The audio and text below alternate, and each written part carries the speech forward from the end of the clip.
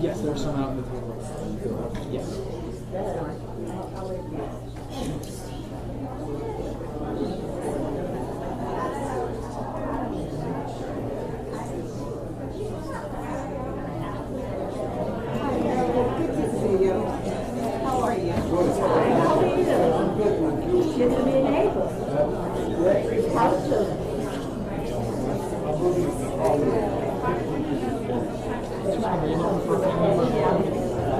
As long as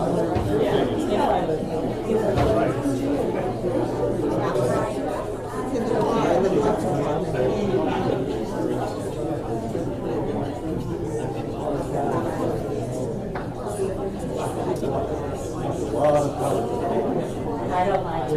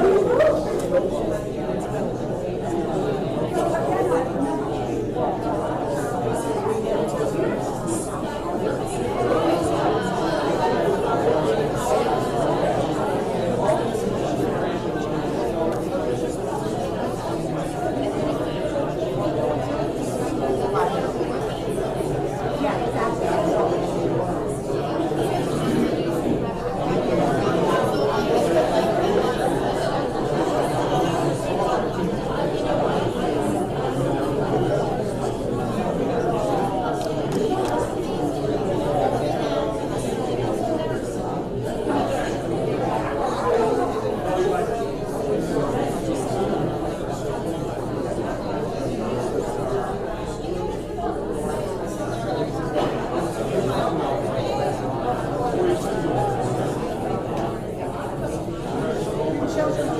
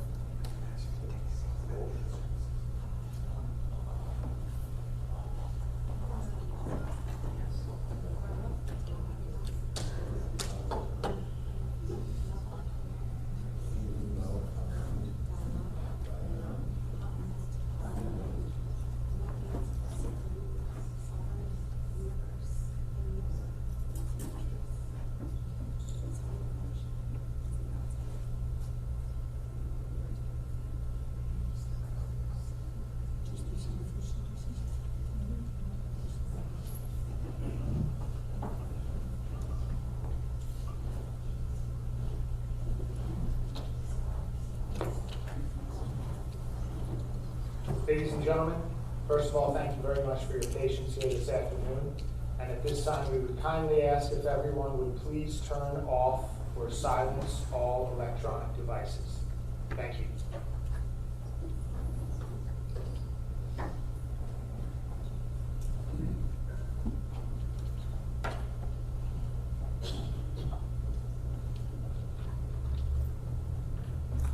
Good afternoon, everyone. I am Rabbi Mark Disick. I'm the new interim senior rabbi over at Temple Emmanuel.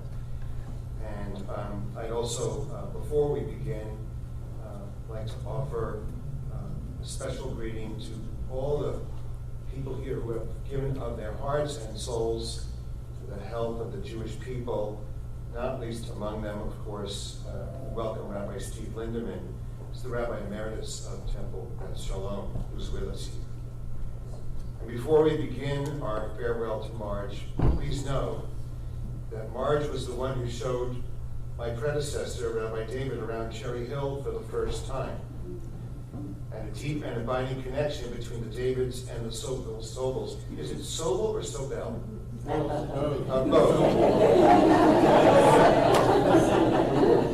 All right, you go both ways. Okay. Rabbi David, of course, shares his deepest condolences with Marge's family, and in fact, visited her very, very shortly before her death. Sharing with me and officiating at today's service is Cantor Shana Zell of Temple Beth Elohim of Wellesley. Cantor Zell's connection to Marge and her family runs very, very deep. Cantor?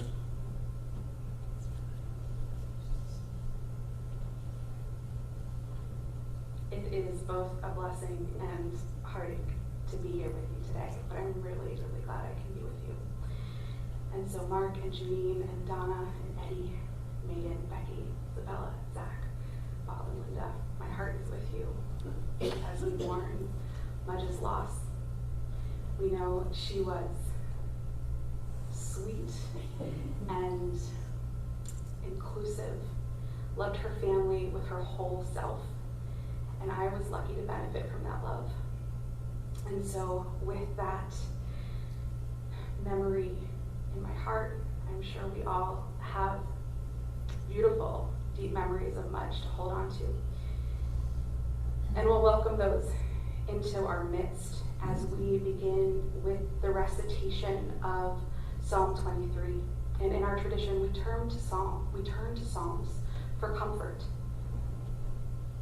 We begin with words in English. The Lord is my shepherd, I shall not want. He maketh me to lie down in green pastures. He leadeth me beside still waters. He restoreth my soul. He guideth me in straight paths for his name's sake. Yea, though I walk through the valley of the shadow of death, I will fear no evil, for thou art with me. Thy rod and thy staff, they comfort me. Thou preparest a table before me in the presence of my enemies.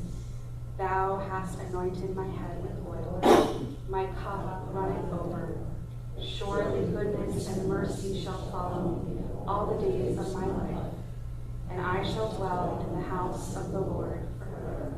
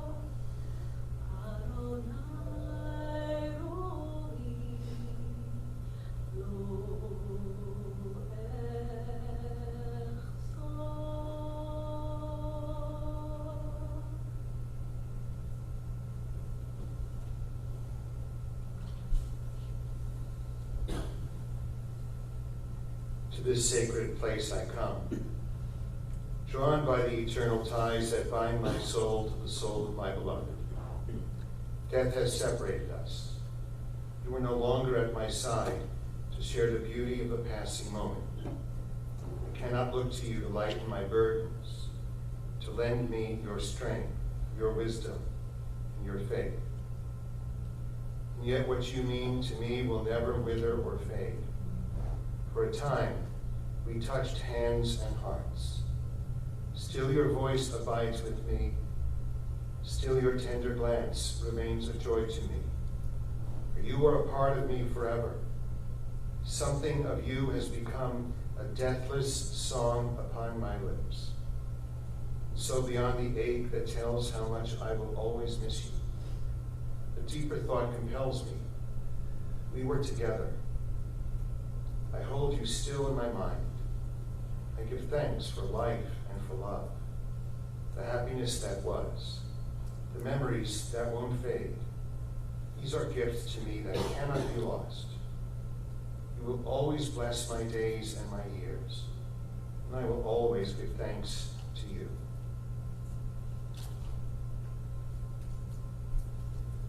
The psalmist writes, I lift my eyes to the mountains. From where does my help come? My help comes from God, creator of heaven and earth. Shir L'Malot, Esai El Harim, Me'ayin Yavo Ezri Me'Maronai, Ose Shamayim, Va'aretz Ayitein Lamot Raglecha, Al Yanum Shomrecha, Hine Lo Yanum Velo Ishon, Shomer Yisrael, Adonai Shomrecha, Adonai Silcha, Al Yad Yeminecha, Yomam HaShemesh Lo Yakecha, Ve'areach Balayla, Adonai Yishmorcha Mikora, Yishmor et nafshecha, Adonai Yishmor tzidcha uvoecha, mi'ata ve'ad olam, mi'ata ve'ad olam.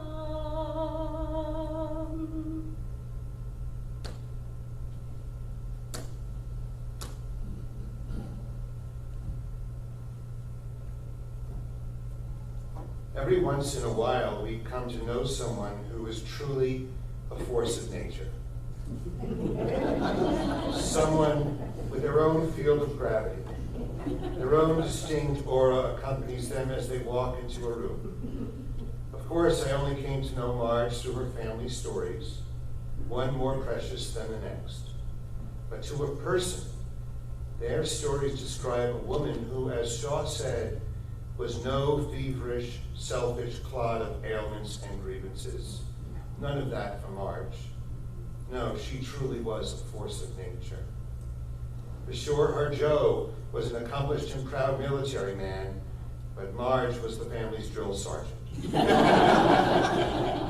who by nature brought her own brand of loving and forceful structure to everything and everyone she touched, forever organizing herself and forever organizing others, often without solicitation. I struggled for that euphemism. In another life, she could easily have been a supply chain manager for a Fortune 500 company. How we leave this world often offers a window into how we lived in it. Marge spent these last months surrounded by the intense and ongoing care of her family. And Mark, for sure you took care of so many of her day-to-day and medical needs and beyond, but you did so as part of Team March. You did so with your family around you. You were at their backs and they were at yours. She was not a doddering old lady in any way. She was actively involved in each of your lives, never needy, always engaged and engaging, always caring, and always loving. To Mark and Janine, Ed and Donna, to Marge's brother Harold, who was ailing, and to Myra, to Megan and Brian, Rebecca and Joshua, to Isabella and to Zachary, and of course to Eliana and to Ruth, your beloved Mudge is your powerful treasure now. She and Joe danced and dated so tenderly. They had date night every week for as long as they possibly could. Is there a greater gift from them than that memory? Is there a greater example than their love? So for Marge's ability to be in every respect her own person, and for her ability to be so lovingly connected to Joe and to each of you, we are so grateful. Zichrona Livracha. May her memory be a blessing. To share their sense of blessing that Marge brought into their lives, we call forward in this order, and I'll say the list once, and I'll just come up as you will. There are a few chairs up here if you want to come up early. We call forward Megan, Zach, Janine, Ed, and then Mark.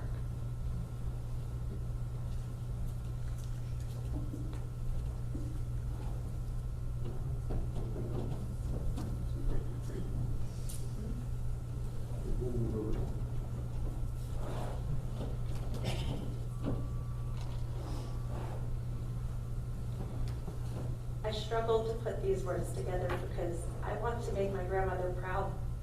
As I thought about what to share today, I realized that not only was Mudge there in my life for all of the milestones and holidays, but she was also a constant presence who always cared deeply about me and the family I have now built.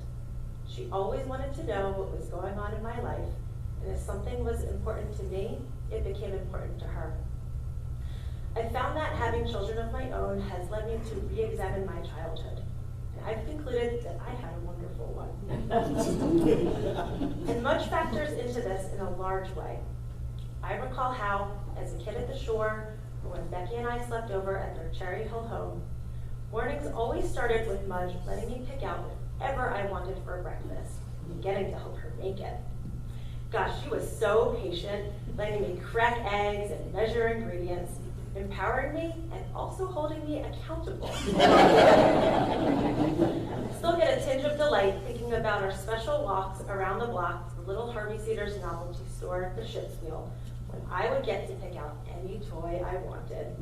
I remember with a smile all of the Hanukkah parties, Shabbat dinners, matzo balls, and hamantashen she made, all prepared special for our family. She took such great pleasure in making sure her family was taken care of. Looking back, there is so much Mudge taught me. The importance of being curious, asking questions, lots of questions, and having an open mind as, yes, Mudge had her opinions, but she told me on multiple occasions that despite disagreeing with many of their political views, she nonetheless had went and heard Bill and Hillary Clinton speak. She was sharp, witty, analytical, and loved a good laugh. She always wanted me to be confident and advocate for myself. She was fond of saying, always ask. The worst they can tell you is no. She was determined to be a part of my life and learned how to do so when distance was a factor. In college, she would instant message me on AIM, and she was well ahead of the curve when it came to emailing, texting, and FaceTiming. In fact, I'm pretty sure she shared some iPhone tips and tricks with my dad. Despite how tiring the travel must have been, she came to Washington, D.C. for day trips, including taking an Uber in the days shortly after Ellie and later Ruth were born. And yes, She did get the Uber driver's complete life history along the way. In watching Mudge's relationship with Ellie and Ruth, I came to really see and appreciate how Mudge would do nearly anything for her grandchildren and great-grandchildren.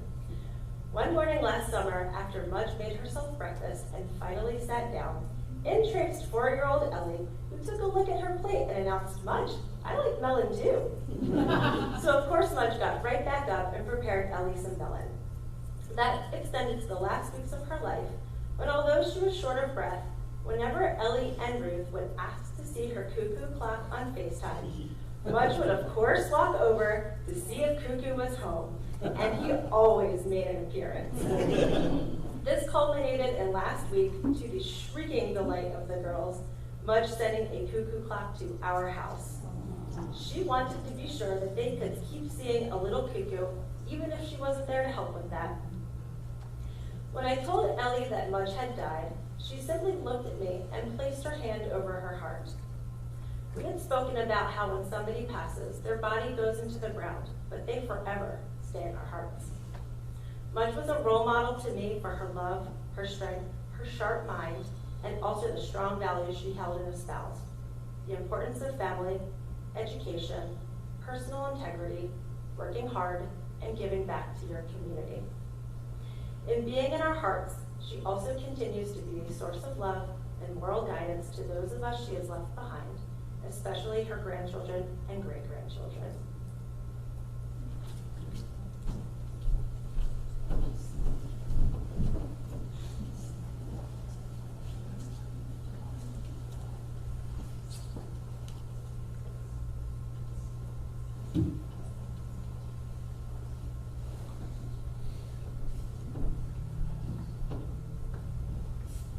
So that's really hard to follow because I think Megan said it all, but I'll do my best.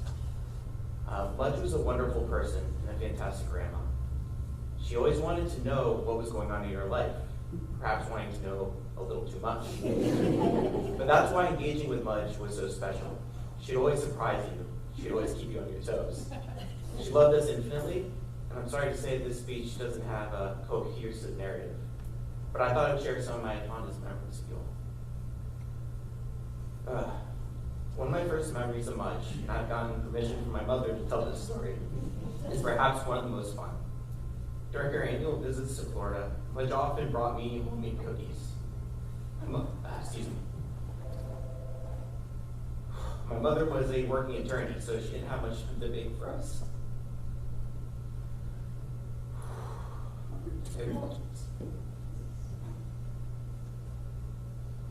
At 4, my little brain thought that cookies came from the grocery store. And when Mudge brought us our cookies, I asked her,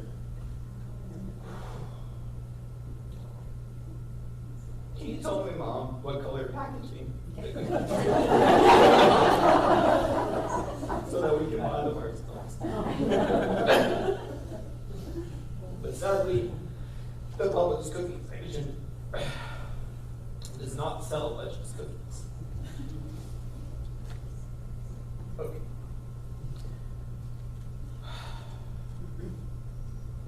My elementary school had an annual grand breakfast. And Mudge and Bubba never missed that event. They treated it like a pilgrimage. As you expect from Mudge, always on time. Always on time. And for Isabel and I, we got the added bonus of going to their beach condo that they would rent whenever they came down. And we get to spend time with the pool and Mudge cooked his food. And to my personal pleasure, we had access to bagels and donuts, something that my mom and dad typically did not keep in our homes for obvious reasons. And we also had a great time with them spending time. But consistently, she also did something that was very special to me personally, and this family's done this a lot. She would consistently rescue me from getting yelled at from something like this. They were some of my most treasured memories. And their visit was always at the highlight of our year. this one's going to be the hardest for me to get through because it's the most recent. And I apologize again. Mudge and Papa attended every single one of my ROTC balls. For those of you that don't know, I'm currently in the Army Reserve like Papa was. I've been doing the Army for 4 years. The military often has formal events to celebrate a hard year of training because it can be a hard job. At these events, everyone dresses up in their dress vests, or the women wear ball gowns, and we have good food and drink to celebrate a hard year. And for a woman like Mudge, these parties were her element. She would spend the evening asking the officers and the COs and cadets about themselves and tell them what it was like to be an Army spouse in Germany in the 1950s. Mudge, of course, never missed an opportunity to multitask. I often found her pumping my dates and my friends for information about myself and themselves, about my undergrad, about the Army, about my supervisors. Every time I made the decision to leave her side for a moment to grab a drink or some food, I'll never forget seeing her glowing in her ball gown and loving the party. It's a memory I'll treasure. Mudge lived life well. She was a source of endless energy, fun, love, and occasionally stress. I will always be grateful for the time I got to spend with her and the person she helped make me today. Mudge, we all miss you, and we love you more than you'll ever know.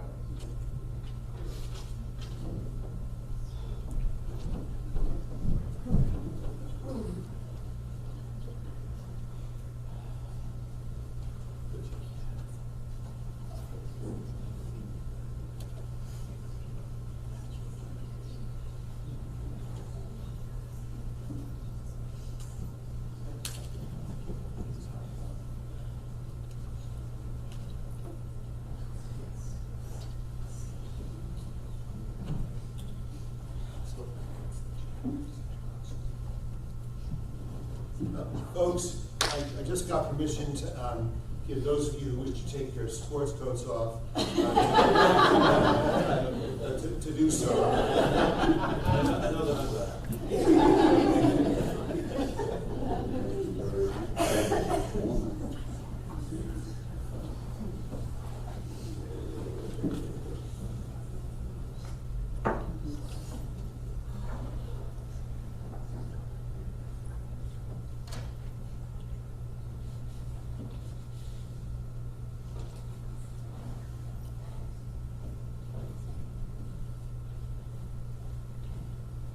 They say that a woman's pocketbook is a mirror of her life. I found this to be true when I recently had the honor and privilege of going through Marge's pocketbook and found this to be an accurate reflection of her life. In the outside pocket of the sports sack that she carried was a rain cap. Somewhere. A rain cap. About her appearance, wasn't going to let a rain shower mess up the hairdo because she got weakly until the very end of her life. The next layer of her pocketbook was a series of handwritten slips that documented what she had to drink and eat while she was in the hospital. They're in here somewhere. As well as her list of medications that she kept fastidiously. The accuracy of those I and O slips or intake and output sheets for those of you without a medical background rivaled even the best nurses. You see, Marge was aware that even slight variations in her fluid intake could worsen her heart failure, and she was determined to conquer that problem. Also on those dietary notes were the names and dates of those hospital staff members who were particularly competent and kind to her, so she could let their supervisors know. That's the type of person Marge was. The next layer in her pocketbook consists of other slips of paper.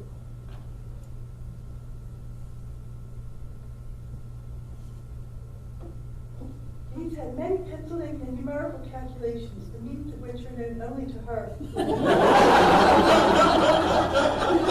Everyone who could play bridge with her knew what a math whiz she was. Also, those who had access to her pantry knew how thrifty she was. Whatever she bought a canned good, she would take a piece of surgical tape, attach it to each can, and wrote upon it the date, the store which she purchased the item, and the amount she paid for it. The prisoners paid off though, and in part allowed her and Joe to put both of their sons through college and medical and law school, and allowed her to help those less fortunate than she. She taught me about tzedakah. This too is reflected in her handbag in the innermost section.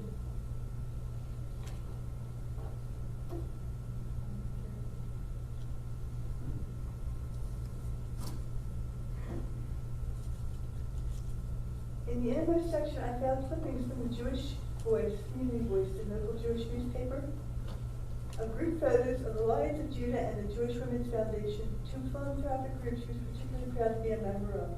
And she labeled everybody who's in there, including herself. Of course, she was a loyal friend and fantastic mother, grandmother, and great-grandmother. As evidenced by the messages and many photos on her iPhone, also found in her pocketbook. I'm going to play one for you now.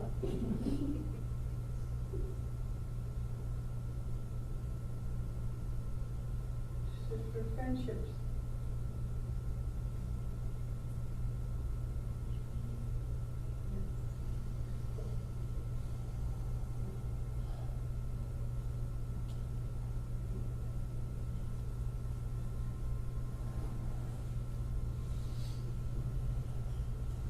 And please don't be surprised by a ghost call from mothers that you receive right now.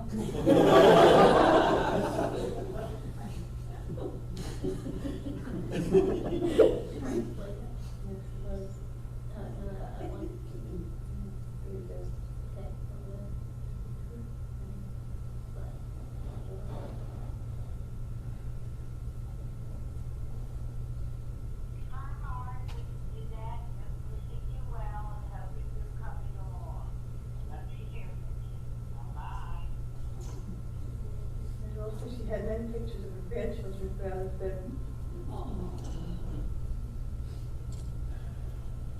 But I'm going to get close by reading to you the last thing that I found in her pocketbook and the last thing that she Marge read before suffering the fatal stroke that ultimately ended her life. It is a card sent to her by my friend Mary White.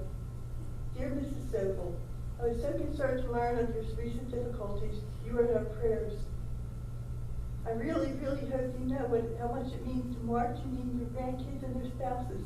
How very brave and fierce you are through all of this. They love you very much. They worry just as much, I think, but they can worry with courage and some peace.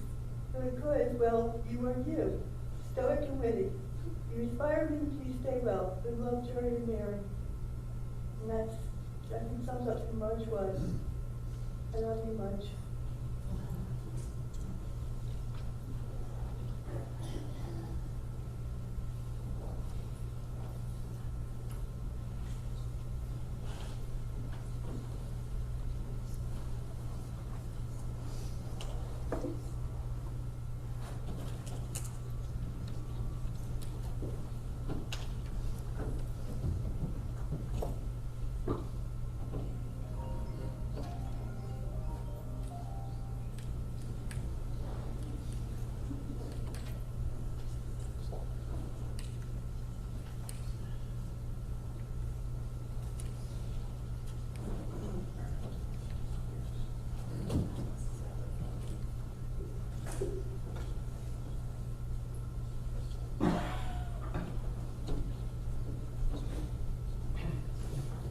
Well, Zach, if it makes you feel any better, I too blubbered through my grandmother Nan's speech.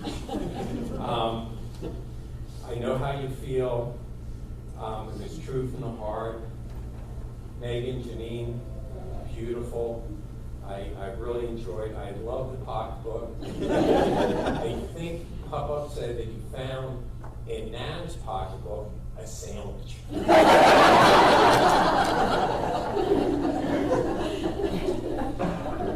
This is much trivia and random thoughts. It's going to be interactive. Audience participation is required. I want you to shout out the answers. First one's pretty easy for people who are close to Mudge. Who was Mudge's favorite cartoon character? I'll give you some suggestion. Good answer. That's good. You can shout out Sylvester the Cat, Bugs Bunny, or Tweety Bird. Tweety Bird. That was a good. Bugs Bunny was her second favorite. It was a trick answer. I thought those characters showed a lot of insight in the soul of Mudge. This is right. And her character. Question number 2. Who was Mudge's chaperone to visit Papa at Norwich University dance weekend? Was it Aunt Nancy, Aunt Libby, or teenager Aunt Sydney? No? You got it, teenager. Yes, teenager Aunt Sydney. And I want to thank my cousin Barbara. A lot of this material about Mudge came from a Zoom family get-together she did during the pandemic. It was a wonderful thing, and some of the stories I want to tell you this afternoon, are from that Zoom meeting. This one was not. Yes, it was Aunt Sydney, and what a fine choice for a chaperone she was. That's her children. Wow, as an adult, my father's beautiful sister, Sydney, was a loving family member with an accomplished social work and law enforcement career. As a teenager, she was a hellion. For example, she was kicked out of Hebrew school for writing English curse words phonetically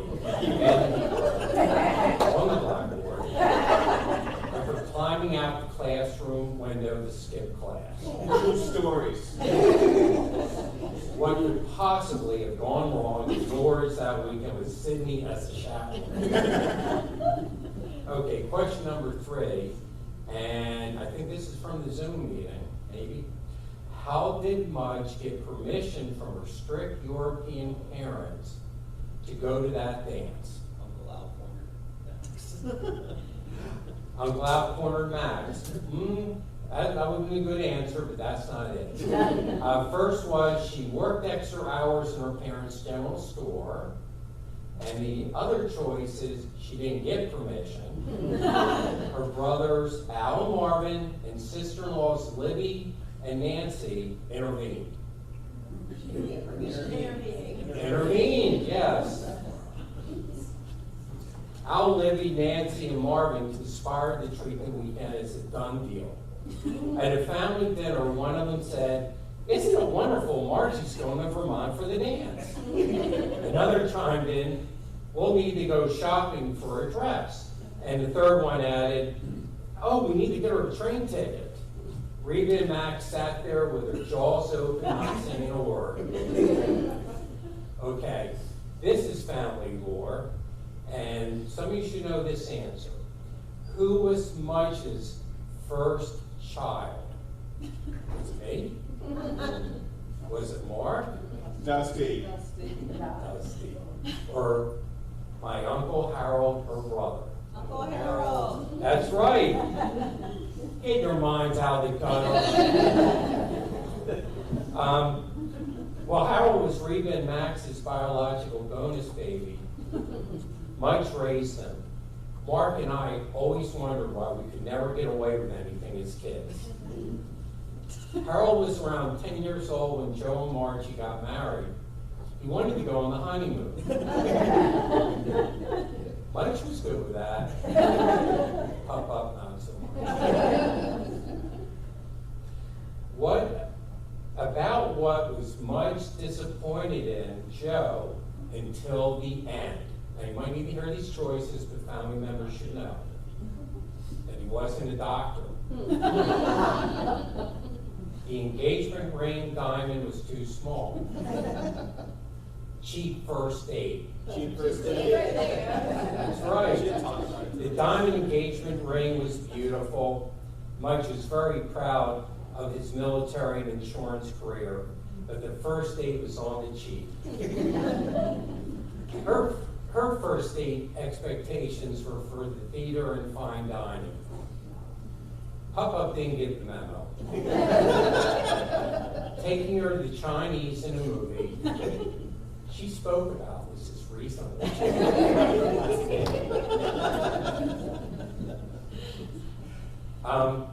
Who was Mike's favorite sports team? Let me give you a choice.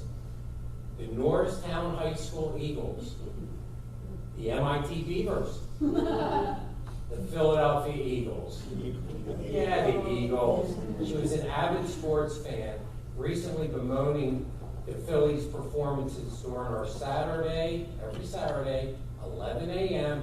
sharp phone calls. I want to say something aside that Megan said the other night, that maybe she wasn't big of a sports fan as I thought. Maybe she's making conversation.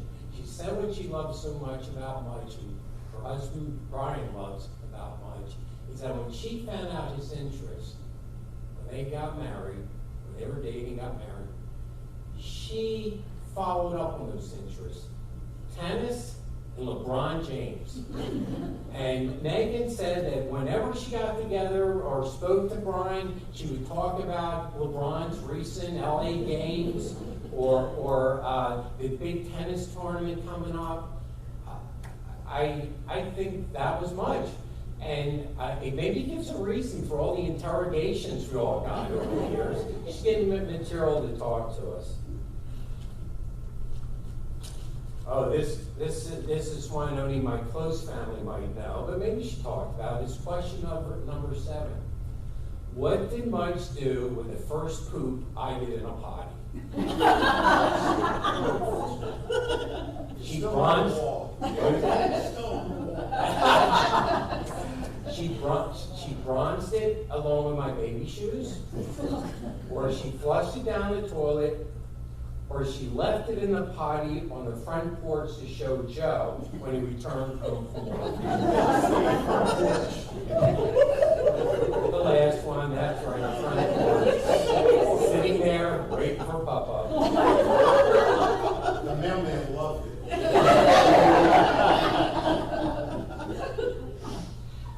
This is my favorite question. Number 8. What implement did Mudge break on my brother's butt, whooping him for misbehavior? Was it a ruler? Was it a slide rule? Was it a yardstick? Yardstick! She snapped that thing right into his butt. And Mudge was not in the corporal punishment. That's the only time I knew her to do such a thing. I wonder what Mark did. I think Mudge would have loved these trivia questions. As you all know, she had a great sense of humor. She instilled a love of family and value of education in us. She was so proud of her grandchildren. A PhD astrophysicist, an attorney, an Army officer, soon to be an attorney, and the last grandchild, or 4th, a spy. I mean, a federal government contractor.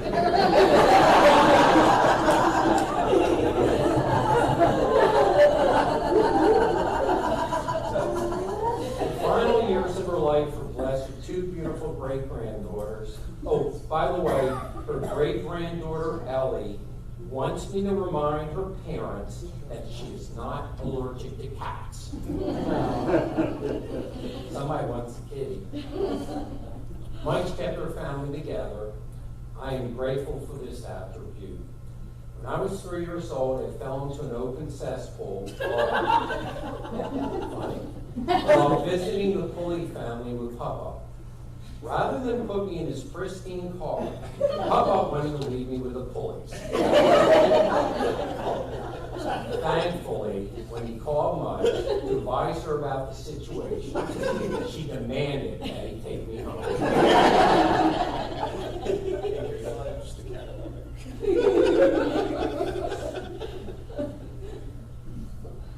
Mudge was a great mother. She provided me with a wonderful father and the best brother one could ever hope for. By her example, she taught me how to be a good spouse. By her example, she taught me how to be a good parent. Because of her, I have a loving wife of 34 years, and because of her, I have 2 fantastic children. Door to door, generation to generation.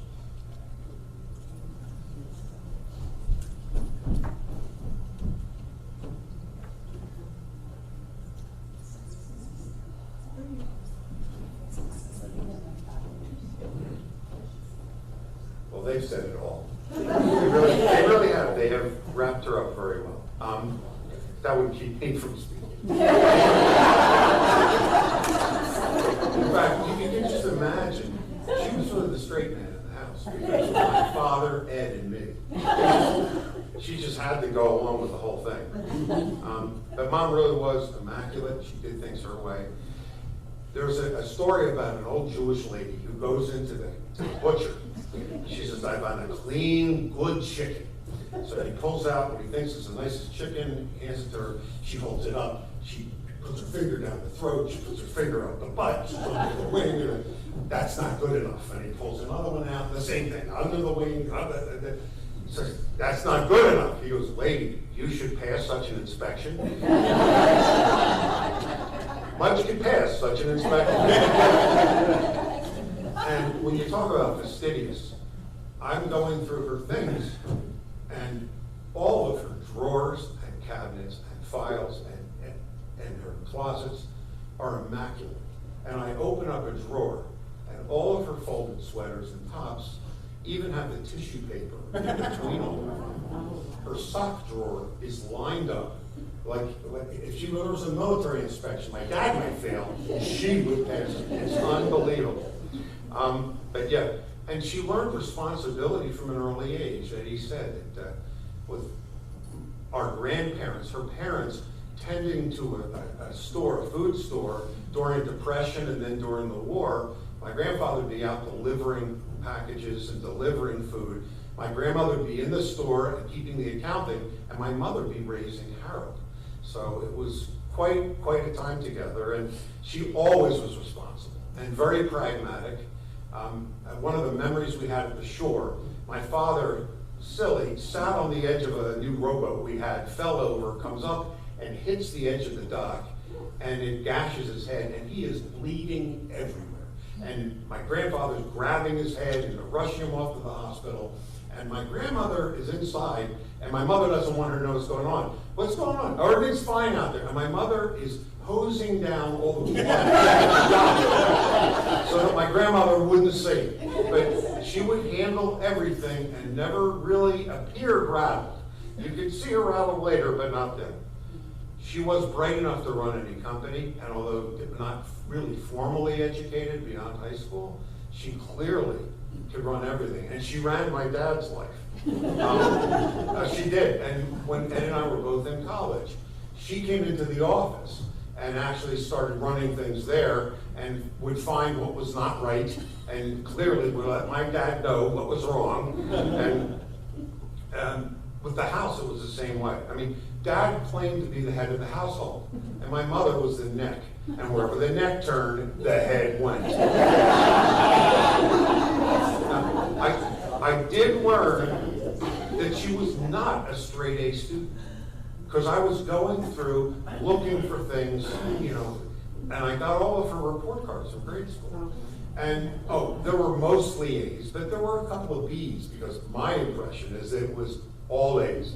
But there was a C, okay? And the C was in drawing. One thing Mom would truly confess, didn't know diddly from music and didn't know from drawing. That was not her creative thing, but boy, did she run everything else. I was amazed as a kid with her organization. She sent me to the food store when I must have been 6, just old enough to be carrying some money. So she's going to send me around back was the food store, and she's giving me the coupons. And I said, Mom, where's the money? You don't need money. You don't need money. And I go around, and it's triple coupon day, and we're getting exactly these 4 canned items, and I was embarrassed. They gave me 4 cents back. I mean, that's the way things were in our house. One thing about my mother, if she was your friend, she would go to the end of the earth for you. If you annoyed her, you couldn't get far enough away. You know? But she accepted everybody for who they were. And very interestingly, I'll never forget her having one of the highest respects for a little lady that would come and clean our house once in a while. If you remember Linda, she was an immigrant type of lady. And my mother respected that this lady, who was raising children on her own and trying to make do for herself, never was so proud that she never needed public assistance. And that my mom would make sure that she paid her and gave her an extra couple of dollars whenever she needed it. And no matter who did what, my mother would handle it. And Ed pointed out she knew when to pick a fight and when not to.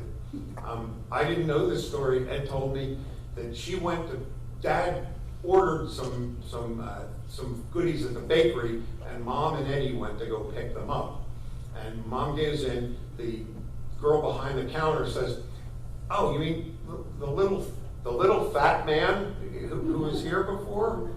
And she just said, "Yes." Now, Eddie was ready to jump across the counter and choke the living daylights out of that girl, but she just didn't feel that somebody that was of that small mind really needed to say anything, just walk out and go away. She treated everyone as an equal. I never felt compared to Eddie. I don't think he felt compared to me unless it really annoyed her. Each one of her grandchildren was an equal to her, and she loved them all for who they were. She had no in-laws. She had Donna and Janine as her daughters, and they respected her as their daughter.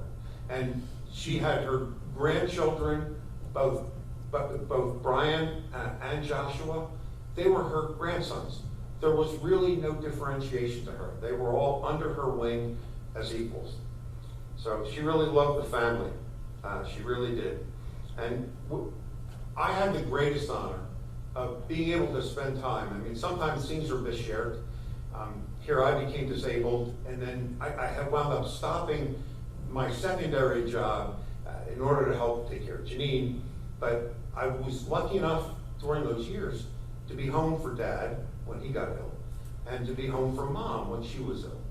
And she was in perfect shape and ran the show right up until 2 months ago. Ran my show up until 2 months. But as she was, she got ill, and I came and stayed with her in the hospital. You have to have an advocate if you ever get sick. Please take that as your take-home message. And I would be there to make sure that everything was going properly. I was there to try to ward off the nurse to wake her at 1 a.m. to give her a sleeper medicine, that kind of stuff. And we got to spend a lot of quality time together. And she would spontaneously think of events that we had done and lived through, and it was so much fun for her. And we had a lot of laughs and giggles, despite her not feeling well. And I think that helped carry her and give her a sense of optimism towards making it better. 2 weeks ago, she said she couldn't breathe. She just said, I can't live like this. I really can't live like this. And I looked at her and said, "Mom, you're not going to have to live like this. We'll figure something out." And as I was so desperately asking the docs to try to fine-tune the medicines better and try to figure something better to do, she finally had her last meal, and then she just checked out with a stroke. And she answered all the questions for herself. And God bless her, she got to be in charge and know what was going on and spend time. And the family came in Memorial Day weekend. She got to spend all that time with the great-grandchildren and everybody and really enjoyed herself. And I can say that she really had a full life. And, she got to do it her way. So, yeah. And Mudge, by the way, you loved blue suits. And yes, I wore a white shirt with it. It was clean, at least when I left the house. And you always loved a red tie with a blue suit. And yes, I and wear clean underwear in case the limousine gets in an accident. Allegedly.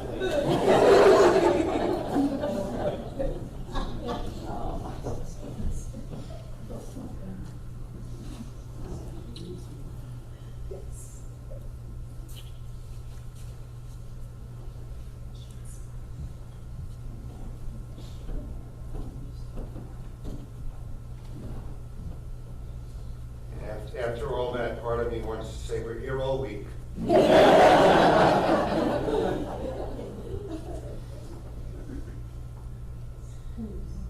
In the rising of the sun and in its going down, you'll remember her. In the blowing of the wind and in the chill of winter, you'll remember her. In the opening of buds and in the rebirth of spring. In the rustling of leaves and in the beauty of autumn. In the beginning of the year and when it ends, you'll remember her. When you were weary and in need of strength, you were lost and sick at heart. When you have joys you yearn to share, you'll remember her. So long as you live, much too shall live. For she is now a part of you as you remember her. Please rise.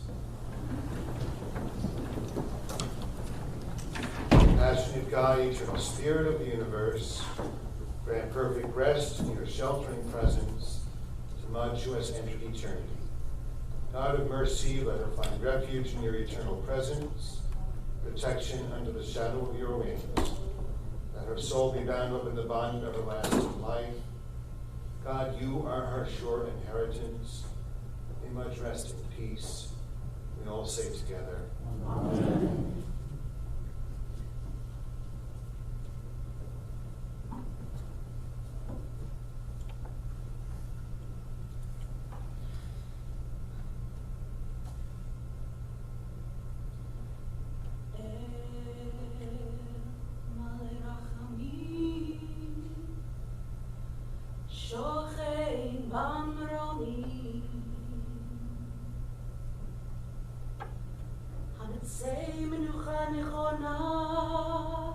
תחת כנפי השכינה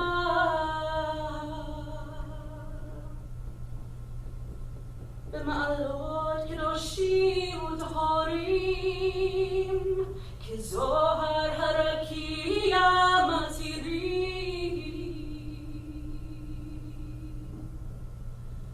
את נשמת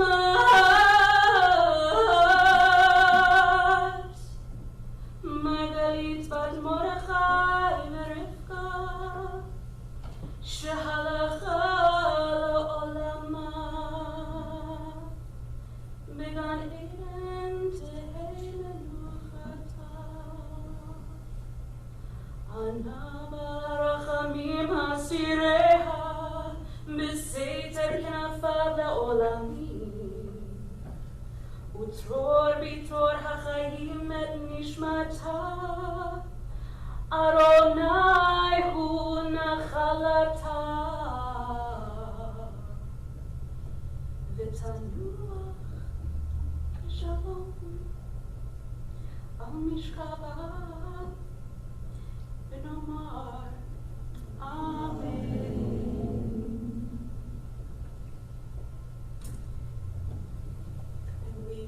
It is at this time, Bertie is still here, that we call forth the pallbearers to help us.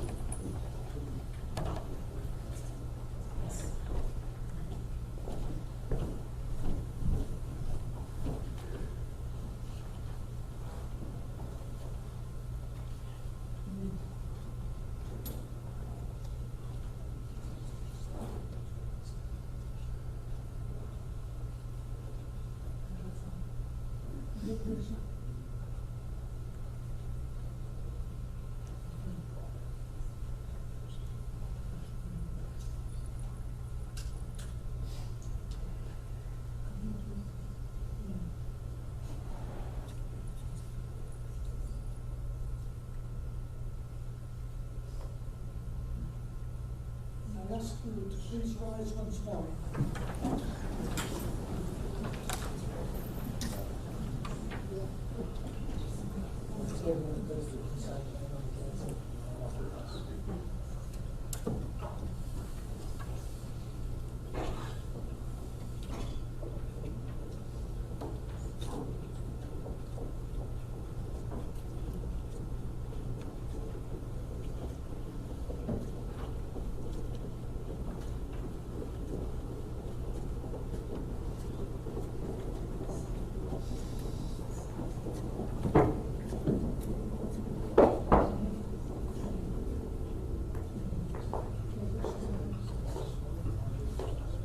And if you'll be seated, please.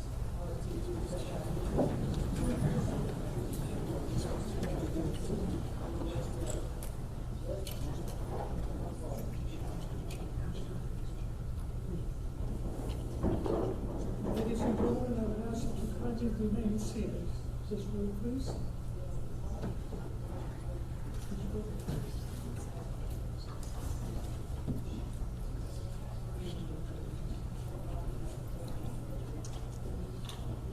This way, please.